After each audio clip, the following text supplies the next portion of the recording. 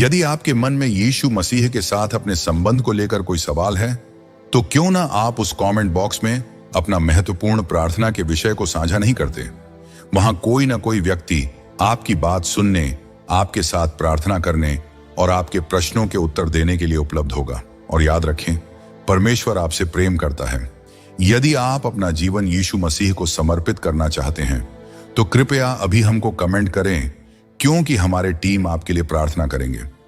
मैं पवित्र शास्त्र का एक पद पढ़ना चाहता हूं जो मेरे सबसे बड़े पोते के पुष्टि समारोह के दिन उसके लिए बनाए गए केक पर लिखा था। यह यूहन्ना के 3 पत्र के 4 पद में लिखा है, मुझे इससे बढ़कर और कोई आनंद नहीं कि मैं सुनूं कि मेरे लड़के सत्य में चलते हैं।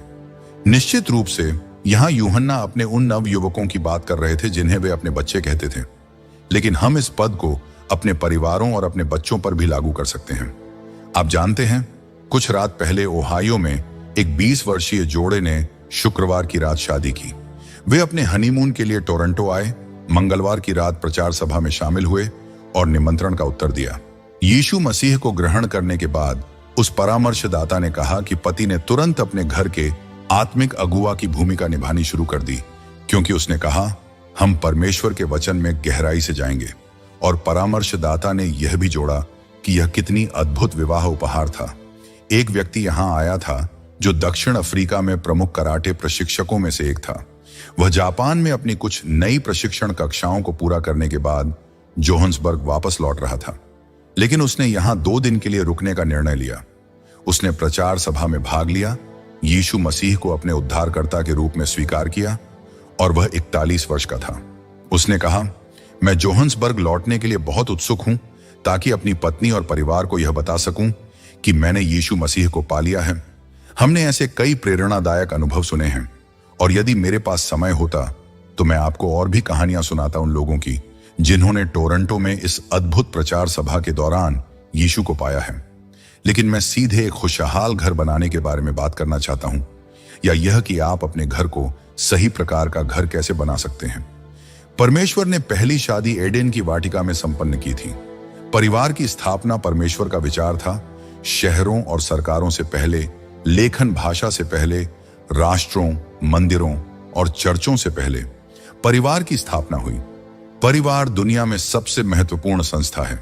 यीशु ने जो पहला चमत्कार किया वह गलील के काना में एक विवाह समारोह में था।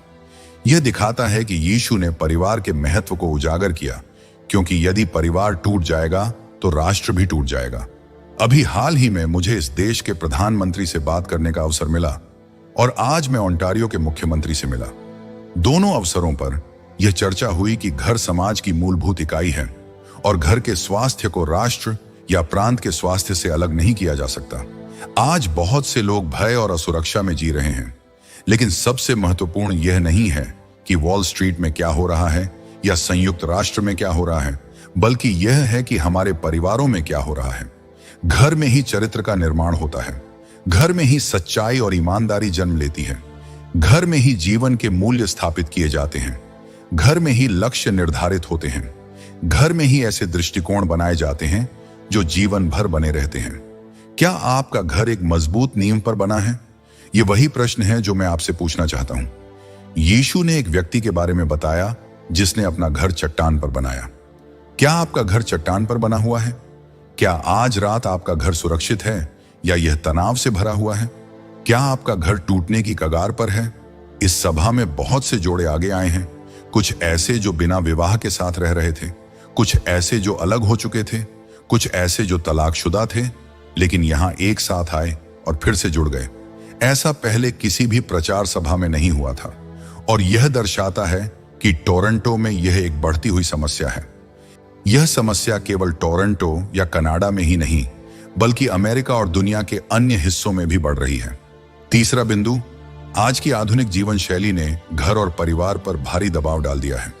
आप जानते हैं, आज परिवार जिन चुनौतियों का सामना कर रहे हैं वे मुझे नहेमायाह की पुस्तक अध्याय 4 की याद दिलाती हैं, जहां पवित्र शास्त्र कहता है, चारों ओर बहुत कूड़ा कचरा है जिससे हम दीवार नहीं बना सकते। और सचमुच आज हम हर जगह कूड़ा कचरा देख सकते हैं।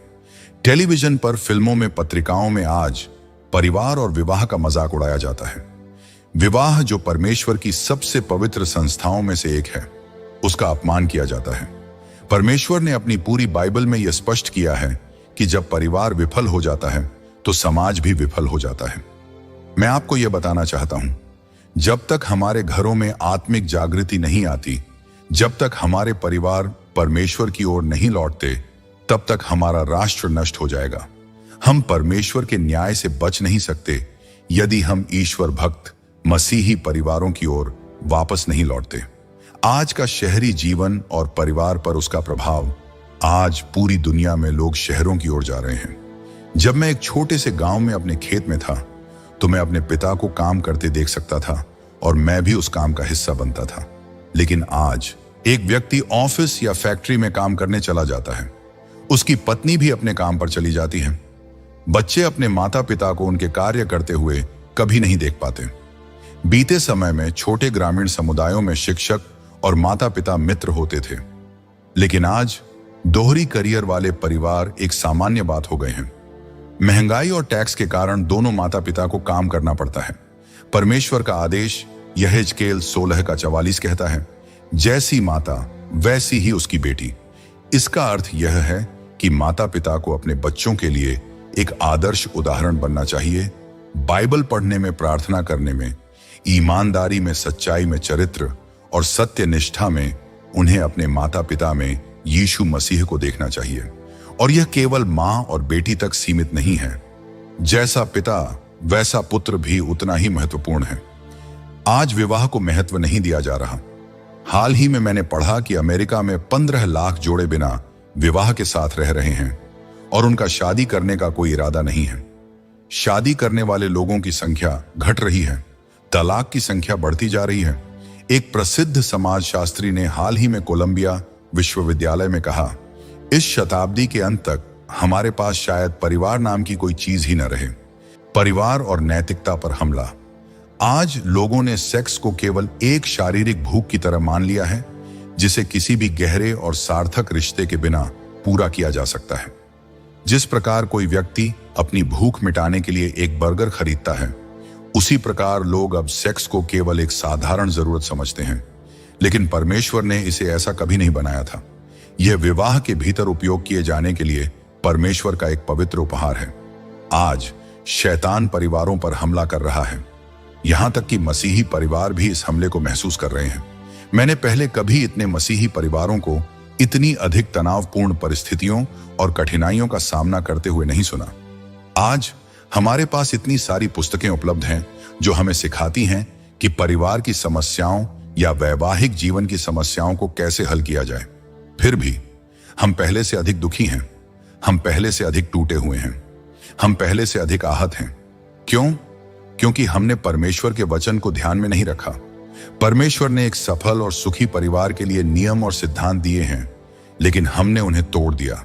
हमने सोचा कि हम अपने तरीकों से इसे कर सकते हैं, लेकिन हमने केवल असफलता पाई। हमें क्या करना चाहिए? हमें वापस बाइबल की ओर लौटना होगा। हमें परमेश्वर के वचन में लौटना होगा और अपने घरों की नींव इस पवित्र पुस्तक पर रखनी होगी। यही वही परमेश्वर है जिसने पहले विवाह को संपन्न किया था। चौथा बिंदु, परिवार सबसे स्थायी संस्था है। इतिहास गवाह है कि परिवार ने हर हमले को सहन किया और बचा रहा है। लेकिन आज लोग प्रेम तो चाहते हैं, लेकिन प्रतिबद्धता नहीं। वे रिश्ते चाहते हैं, लेकिन जिम्मेदारी से बचते हैं। हाल के सर्वेक्षणों से पता चला है कि युवा पीढ़ी अब परिवार और प्रतिबद्धता की ओर लौटने लगी है। यह बहुत उत्साहजनक है। शायद अब समय आ गया है कि प्रवृत्ति बदलने लगे, और मैं प्रार्थना करता हूं कि यह बदलाव हो। यह बदलाव क्यों जरूरी है? क्योंकि यहां तक कि रूस और चीन में, जहां वे नास्तिकता का प्रचार करते हैं, उन्होंने महसूस किया कि एक मजबूत समाज परिवार के बिना नहीं बन सकता। पहले उन्होंने परिवार के बिना समाज को चलाने का प्रयास किया। उन्होंने विवाह का उपहास उड़ाया, लेकिन अब उन्होंने अपना विचार बदल लिया है। पांचवा बिंदु, परिवार को सहायता और प्रोत्साहन की आवश्यकता है। परमेश्वर आपके परिवार, आपकी शादी और आपके बच्चों में रुचि रखते हैं। परमेश्वर हमें परिवार के लिए आदर्श और लक्ष्य दिखाते हैं और हमें मदद देने के लिए तैयार हैं। इजरा ने कहा, फिर मैंने वहां एक उपवास का प्रचार किया ताकि हम उसके द्वारा अपने लिए सही मार्ग खोजें। इजरा 8:21। यदि हम परमेश्वर से मार्गदर्शन मांगें तो वह हमें एक मजबूत और आनंदमय परिवार के लिए सहायता देगा।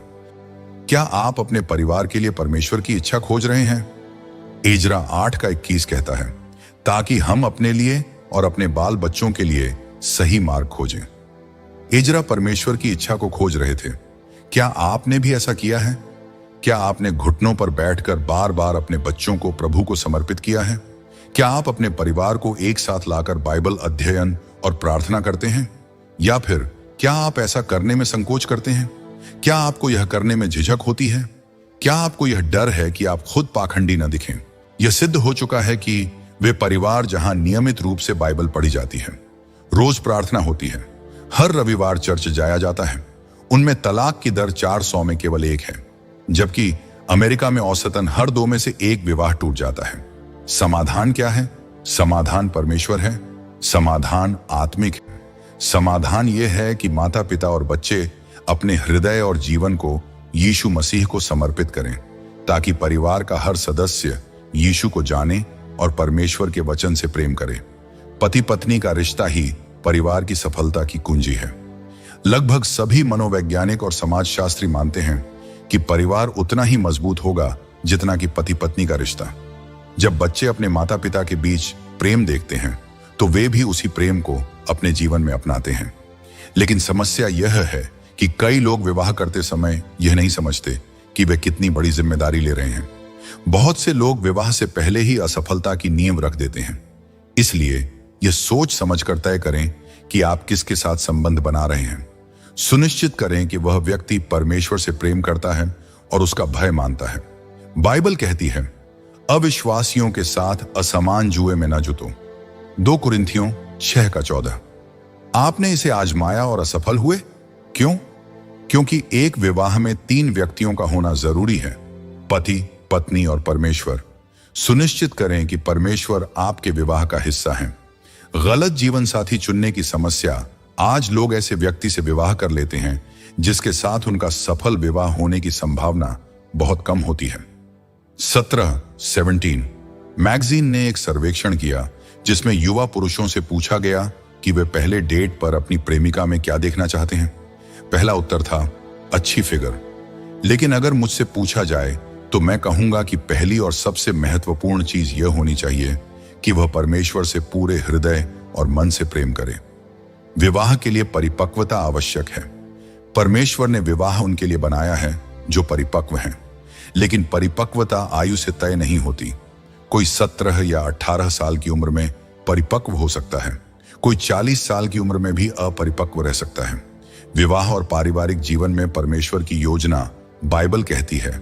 इस कारण मनुष्य अपने माता पिता को छोड़कर अपनी पत्नी से मिला रहेगा। उत्पत्ति 2:24। क्या आप विवाह के लिए भावनात्मक रूप से तैयार हैं? हमेशा अपने माता पिता से प्रेम करें, चाहे आप दुनिया के किसी भी कोने में हों। माता पिता का सम्मान करें, उनसे सलाह लें, उनसे आनंद लें। लेकिन जब आप विवाह करते हैं तो आपको यह समझना होगा कि अब आप पहले की तरह उन पर निर्भर नहीं रह सकते। माता पिता को अपने विवाहित बच्चों को स्वतंत्र करना सीखना चाहिए। कई माता पिता अपने बच्चों की शादी को नष्ट कर देते हैं क्योंकि वे उन्हें छोड़ने नहीं देते। समझदारी से काम लें और सही समय पर उन्हें स्वतंत्र करें। जब आप उन्हें स्वतंत्र कर देंगे तो वे वयस्क बनकर आपके और भी करीब आ जाएंगे और आप उनसे पहले से ज्यादा आनंद पाएंगे। विवाह जीवन भर का वचन है। परमेश्वर चाहता है कि विवाह मृत्यु तक स्थायी हो, लेकिन आज बहुत से लोग विवाह को हल्के में लेते हैं। कुछ लोग शादी के समय सोचते हैं, अगर यह नहीं चला तो तलाक ले लूंगा। हाँ, विवाह में तनाव आएंगे। हाँ, समायोजन करना होगा। हाँ, समस्याएं और मतभेद होंगे। लेकिन बाइबल कहती है कि आपको एक दूसरे की कमजोरियों को स्वीकार करना होगा। कोई भी जीवन साथी संपूर्ण नहीं होता। आपकी पत्नी संपूर्ण नहीं है, आपके पति संपूर्ण नहीं है। आपको शादी के पहले 2 दिनों में ही यह समझ आ जाएगा। पहली सुबह जब पत्नी आपको बिना तैयार हुए देखेगी, हंसी। पहली सुबह जब पति आपको आधी नींद में देखेगा, हंसी। विवाह हमेशा रोमांटिक नहीं होता, लेकिन याद रखें, परमेश्वर ने विवाह को एक पवित्र संबंध बनाया है। विवाह में हम एक शरीर बन जाते हैं। वर्षों बाद जब पति पत्नी एक दूसरे से बहुत प्रेम करने लगते हैं और बहुत समय एक साथ बिताते हैं, तो वे एक दूसरे के समान दिखने लगते हैं। लोग मुझसे कहते हैं कि मैं अपनी पत्नी रूथ की तरह दिखता हूं। अगर यह सच है तो मैं बहुत सुंदर बन रहा हूं। हंसी।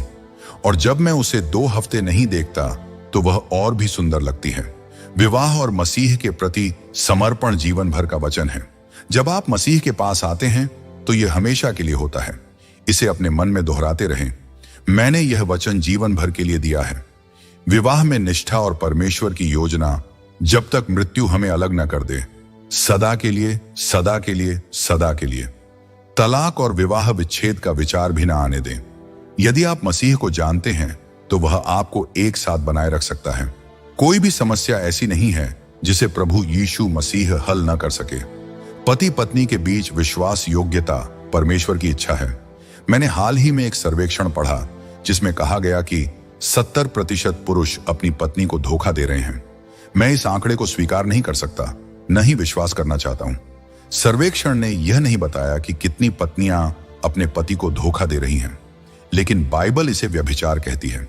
बाइबल स्पष्ट रूप से कहती है कि कोई भी व्यभिचारी स्वर्ग में प्रवेश नहीं करेगा। हम यह नहीं समझते कि विवाह की प्रतिज्ञा को तोड़ना कितना गंभीर पाप है। परमेश्वर का वचन अपरिवर्तनीय है।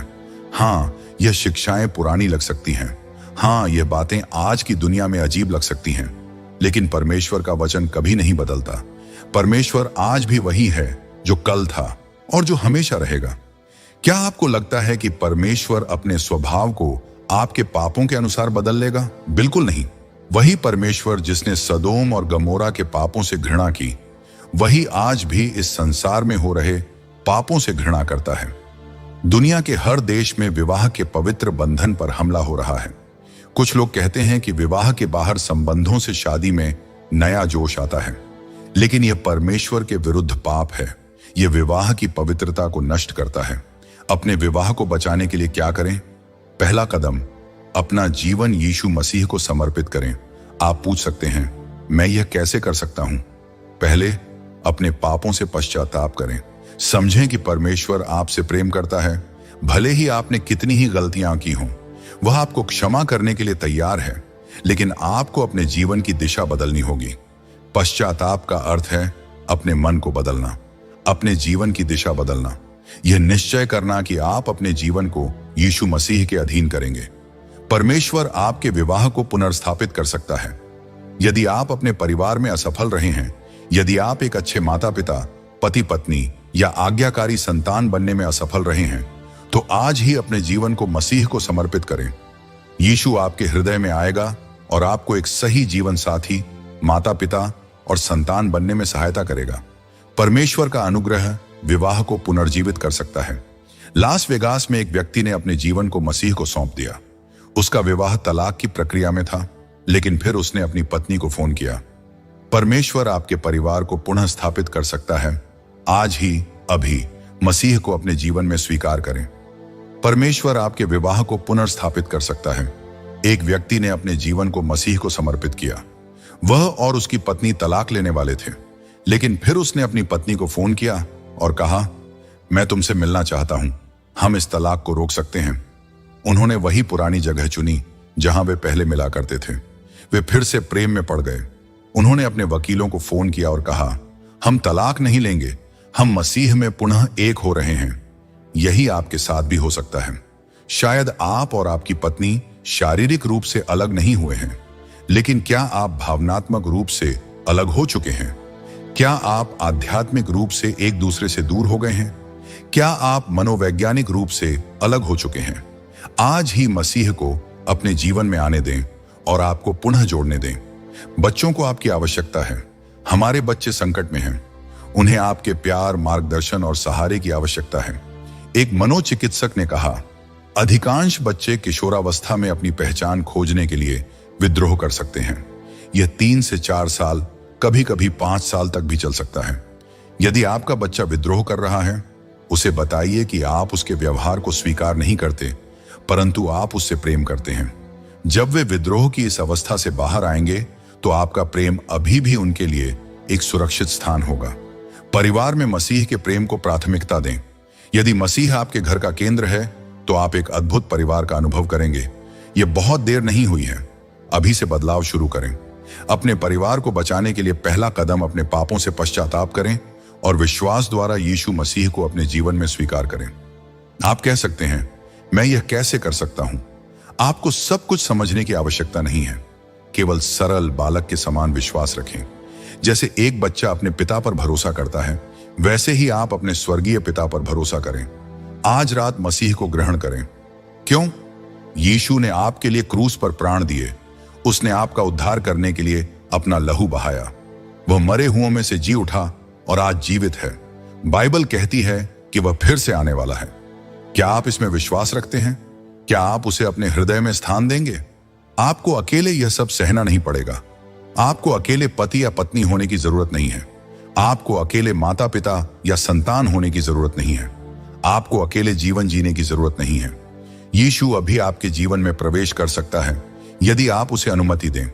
अभी अपना जीवन मसीह को समर्पित करें। जो भी आप हैं, आप यीशु के पास आ सकते हैं। आप किसी भी चर्च के सदस्य हो सकते हैं, एंग्लिकन, यूनाइटेड, पेंटेकोस्टल, कैथोलिक या कोई भी। या हो सकता है कि आपका कोई धार्मिक पृष्ठभूमि ही ना हो। परमेश्वर आपको बुला रहा है। आज रात मैं मसीह को अपने जीवन का प्रभु बनाना चाहता हूं। यदि आप यह प्रार्थना करना चाहते हैं तो कहें, हे प्रभु यीशु, मैं अपने पापों से पश्चाताप करता हूं। मैं आप पर विश्वास करता हूं। मैं चाहता हूं कि आप मेरे जीवन में आए और मुझे नया बनाएं। मुझे सही पति पत्नी, माता पिता और संतान बनने में सहायता करें। मैं अपना जीवन आपको समर्पित करता हूं, यीशु के नाम में, आमीन। अब क्या करें? यदि आपने यह प्रार्थना की है, 1. अपनी नई यात्रा को दृढ़ करें। 2. हर दिन बाइबल पढ़ें और प्रार्थना करें। 3. एक ऐसे चर्च में जाएं जहां परमेश्वर का सत्य सिखाया जाता है। 4. परमेश्वर पर भरोसा करें, वह आपके जीवन और परिवार को पुनः स्थापित करेगा।